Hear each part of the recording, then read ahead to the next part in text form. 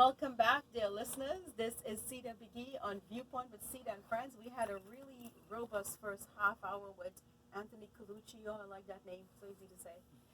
We talked about the Brevard Federation of Teachers and how we can help our teachers in classroom size and public education and all the great things. And now our second segment is with our very good friend, Randy Foster.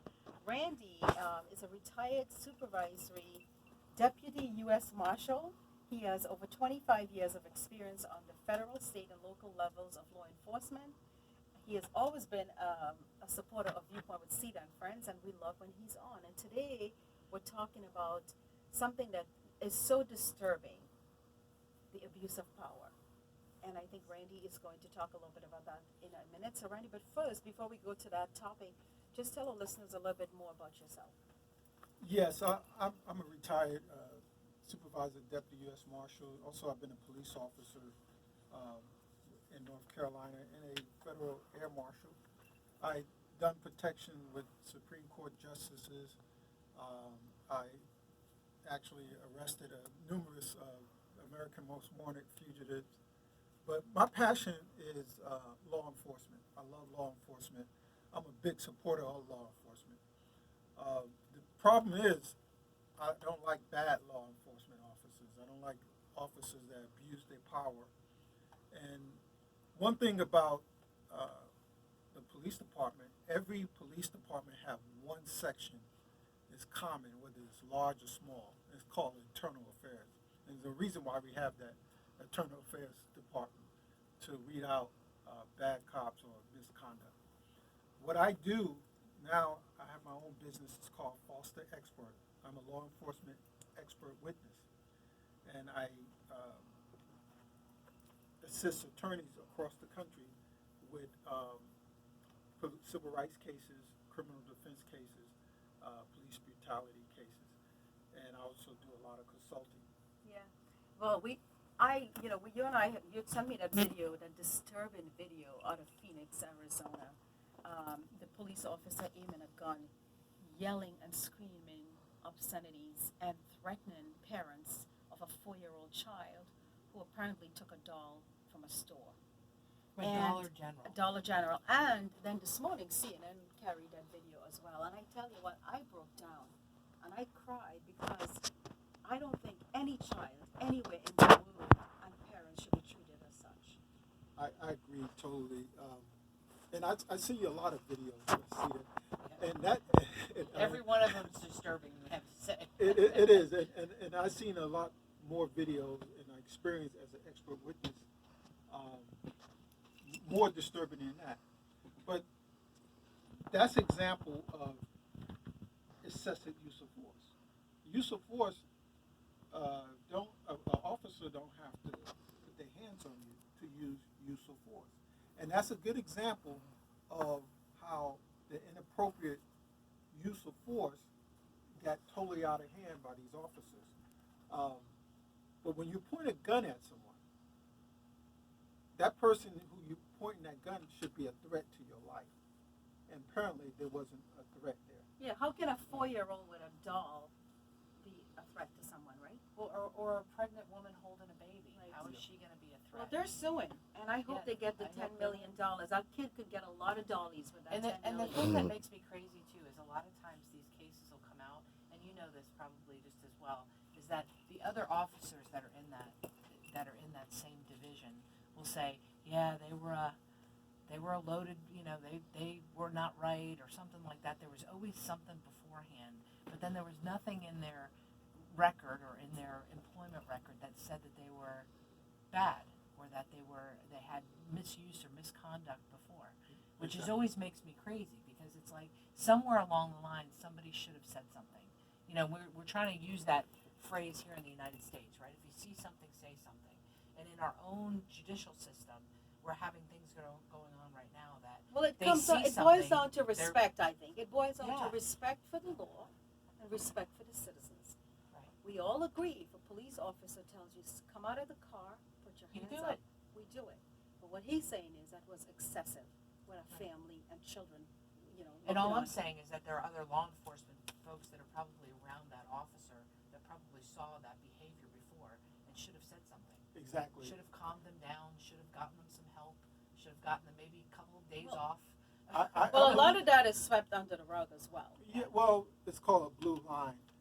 Police officers shouldn't talk badly or report another officer. I didn't believe that when I was a supervisor, deputy marshal. I had to discipline some of the guys that worked for me. When they did something wrong, I turned them to internal affairs or written them up.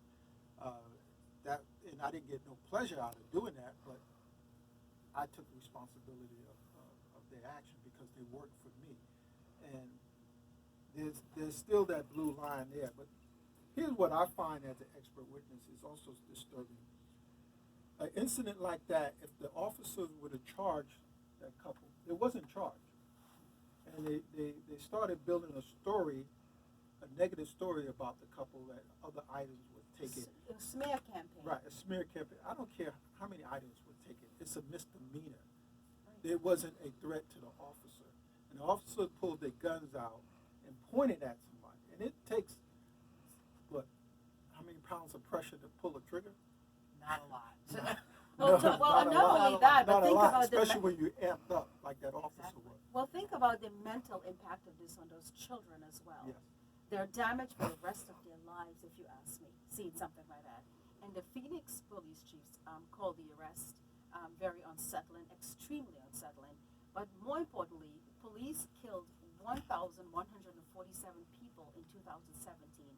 Black people were 25% of those killed, despite being only 13% of the population. Why? I mean, we thank God for social media and Facebook. We are seeing these arrests and these stops, and it's almost like, let's be real, we can't change who we are, where we were born, the color of our skin, and our race. What can we do to protect ourselves anymore? Well, I could speak to this. I believe most police shootings are. I don't believe it's racial. This is coming from a black male, but black people don't trust the police. I policed black areas when I was a cop, and they don't trust them, and there's a reason why. It's the history, but some of these shootings are racial, I believe, and it becomes where the person was a threat to the officer. I'm going to tell you, I developed a threat assessment. It's called the Police Subject Threat Assessment Encounter Form, and that's based off my experience. It's based off my expert witness experience. It's based off my training, and it's based off case law. And that form determined whether a person was a threat to the officer or not. That form could be used in a case like Phoenix. It would determine where the person was a threat. If the person is a threat, then deadly force can be used. If the person is not a threat, then no deadly force can be used. But don't the police officers have that type of training before they're allowed to carry a gun? I would think if you, just like nursing, when you go to nursing school, you learn how to give shots, you learn how to assess a situation, triage, you know what to do, details of your job description. A teacher does the same thing, a physician, but a law enforcement officer, you're carrying a gun. Don't you think that they should have some sort of a training, not to get angry, be more mindful of people, maybe community policing, whatever it takes. Don't they take all these things into consideration before they give someone a gun? Well, they do have that training. And when I was a police officer, there's a difference between a marshal and a police officer. When I was a police officer, even when I became a marshal, we got a training we call verbal judo. You know, judo, the martial arts, flipping somebody, disarming them. Well, now it went from verbal judo to de-escalation.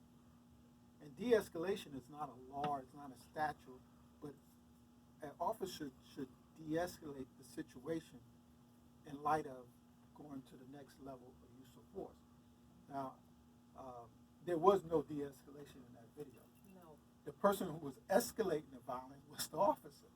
His language. The I mean, language. all of a sudden, I never thought that I would live in a world where there's so much hatred and division and racist comments. And now you're seeing it from the people who are supposed to protect and serve. Yeah, but I want to make. And it's not fair. It's not fair. Not all the officers are like that. Yes. There's just a few are like that.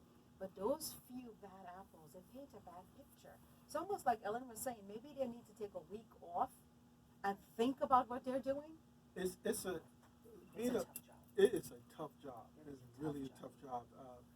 I've been shot at twice in my law enforcement career, and I never shot nobody. I've been shot. The person who shot at me was less than 4 feet, and I had an opportunity to shoot him as he ran past me in the back, and I felt I wasn't justified. My father was a police. I understand, but he lived in a different time when people respected human life. They respected their families. They respected the communities. All of this, I think, it all goes back to all of us have to be the top cop in our homes. You have to know what's going on in your home in order to fix what's going on the outside. That's sometimes I think that is so true. But Brandy, do you think we're talking enough about mental illness? Because oftentimes a lot of these stops are made and the person, something is wrong. We are going to have a serious problem with mental illness with veterans coming back from this long, crazy Afghanistan war and Iraq. And a lot of veterans are taking their lives.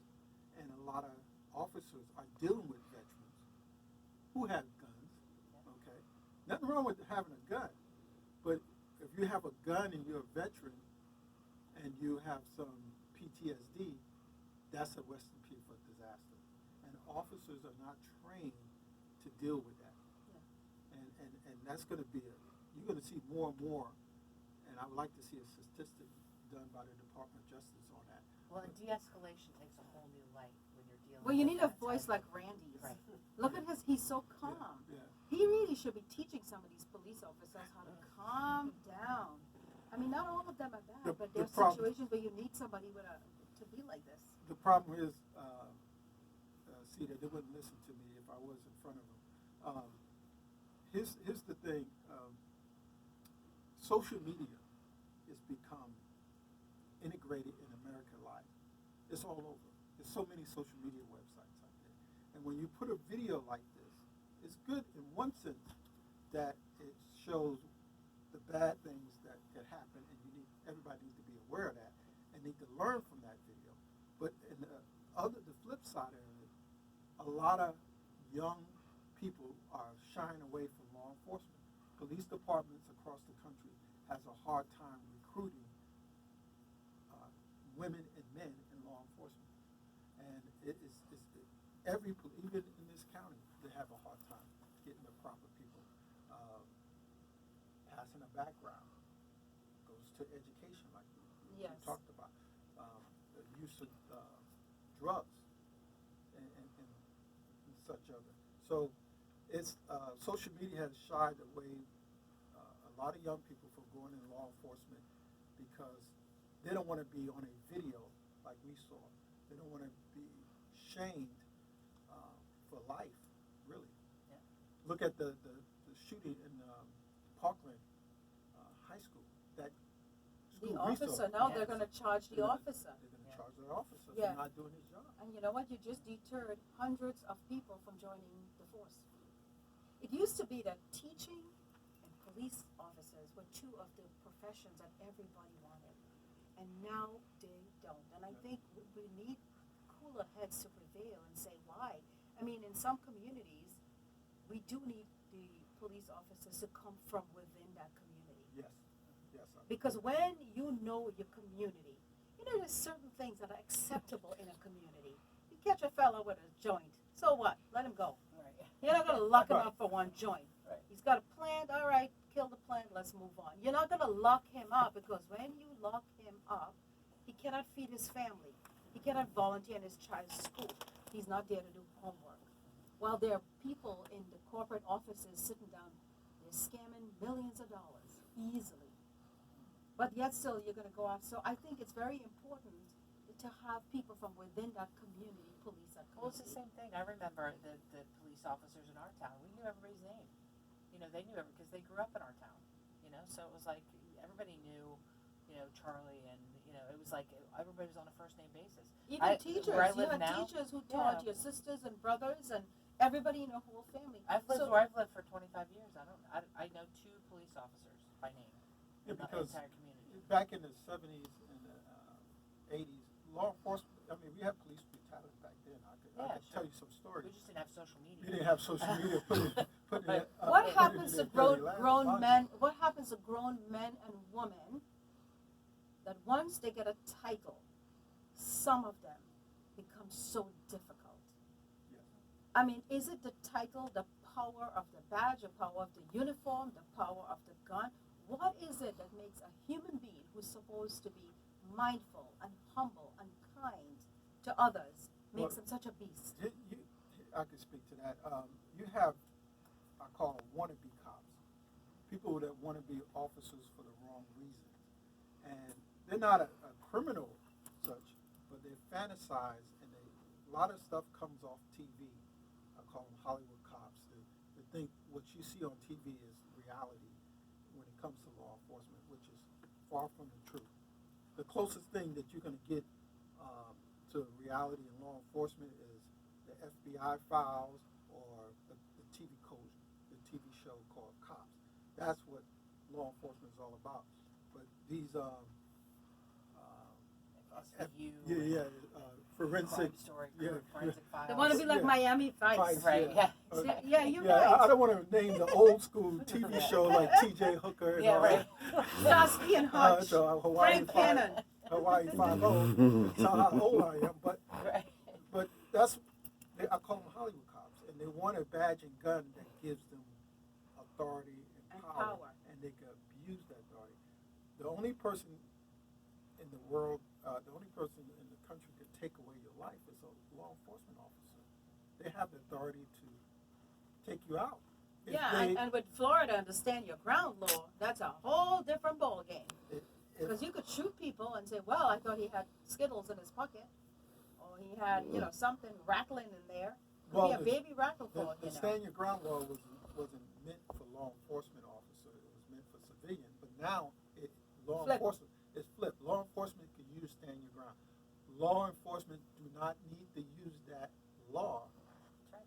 because their job and they have the authority to use of force when their lives are threatened, when someone else's lives are threatened, and they protect it. They call it qualified immunity, which is crazy. They could kill you and not be sued. Yeah, like the guy the police officer from Satellite Beach who shot the fella for loud music in a gas station. Remember that case? Yes. Well, that We was a talked about civilian that. too, right? I mean, But he was a he police was a officer. police officer, but he was off duty. Well, it's the same thing. The road rage that happened in Palm Bay. It Yeah. doesn't matter if you're off duty or on Right. duty. Show some respect for human life, for God's sake. And Right. going back to the doll incident, there shouldn't be anybody who gets a gun drawn on them because they stole something. Going back to your Yes. point, it's Well, no, if you stole something and you have a gun and you're pointing it at the officer, he has a right That's to correct. defend himself. right. But, Right. he But didn't in have this a gun. case, I agree, not all the police Well, officers are bad. how is a pregnant woman with a baby in her arm is a threat to an officer? None. So I that don't brings us to understand. the other point where now we have the abuse of power with these sanctuary cities in the state of Florida. We just saw where the governor signed a bill for that. But we don't really have a sanctuary city in Florida. Well, Why are all these people making up all these things It's- to scare the public, Randy? that bill is going to create more problems for illegal immigrants in this state because they're not going to report crimes that happen to them. I know it has something to do with a legal immigrant who's committed a crime, and then he's allowing the sheriff and local government to cooperate with Homeland Security, ICE, but that is not constitutional. There's a program that ICE has, Immigration and Customs Enforcement, short for ICE. It's called a 287 program, and that program deputized local sheriff to enforce or to assist ICE in what you call their retainer, enforcing their detainer so the ICE officer could come and pick up the illegal. Okay, That's the only way a local uh, police officer or a local sheriff can enforce immigration law. But this bill doesn't overshadow a federal act. So it is illegal for the state of Florida or any officer to question someone on their immigration status. Somebody could walk up to me and say, Randy, were you born here? What's your status? And You what know- if you don't have your driver's license or your passport or your birth certificate with you? They're just going to take you down? I mean, the way things are right. going is just abuse of power, like from the top to the bottom. Well, we already started with the driver license. If you look on your driver license, there's a little star up there. When you go through Homeland Security at the airport, that's what they're checking. They're checking that little star to see that it's a valid license. And that is an identification check to see if you're a U.S. citizen or not. Right. And it's not every state that has to adopt that. And it's really taking away our freedom. But you know, this whole, I know you had said you wanted to talk about the sanctuary cities, that's why I brought it up. But the thing is, that in itself is scaring people to death. Because if you are abused by someone and you're in this country, and you don't have your papers, whatever, you know, your green card or a permit to work or some sort of a visa, you're not going to call law enforcement, Randy. Women are going to get raped, they're going to be beaten, children are going to be hurt, and people are just going to sit silently because they're so too scared to call 911. Right. What can we as human beings do to assist that this does not happen? I wish I had the answer. If you know someone, reach out to that person, whether they're illegal or not. I believe that this whole country is a sanctuary. We live in a sanctuary country because the only person who can enforce immigration law are federal officers, Right. not your local police, not your sheriff department. Well, we're all seeing like what's happening on the southern border, right? And you see them, these children in these cages, with this whatever you want to call them. We see them; the parents are separated, and then now they're saying the children are going to be adopted by Americans. And I wrote on Facebook this morning. I said, you know, for a fraction of the cost to house these children and feed them, and then the cost that the foster families are receiving as well, the amount of money. Why not take these families, put them together, send them back to their country, have an international fund set up? You know what 100 US could do per month in Peru. You know what 100 or 200 US could do in Ecuador. If you're going to feed the children in a cage and give them diapers and food and have a social worker take care of them and whatever, why not send them back as a family unit in their own country and have a foreign policy reflect an international policy that helps the people in their own lands? But we would save the taxpayers a lot of money if we just provide aid to these countries. Yes. It's cheaper to provide aid than have someone illegal to come in our country and live here. Yeah, because we're all watching. They're saying now so many companies have the contracts for these children to take care of them in these cages or to take care of the parents in the detention centers, right? So here's the thing. If someone is profiting off of human beings who happen to be their parents just happen to have sex on a piece of property in a land somewhere that they were born. You're 9 months and you're born in a different country. And all of a sudden now you're on the border, you're trying to come in. I agree with you. Why aren't we having more cooler heads prevail that says, help the people in their own lands? Yeah, but I just want to make the public aware that once you step foot in this country, the Constitution applies to you. Everybody has the same rights, and it's called the 14th Amendment, due process. And you should read it. It's very important. We talk about the Second Amendment a lot, but the 14th Amendment applies to everyone. So Whether where you're did this a citizen term, we or have a not. minute left, where did this sanctuary city term come from? And then it was all over the media to scare people to death. Well- Sanctuary itself means something, doesn't it?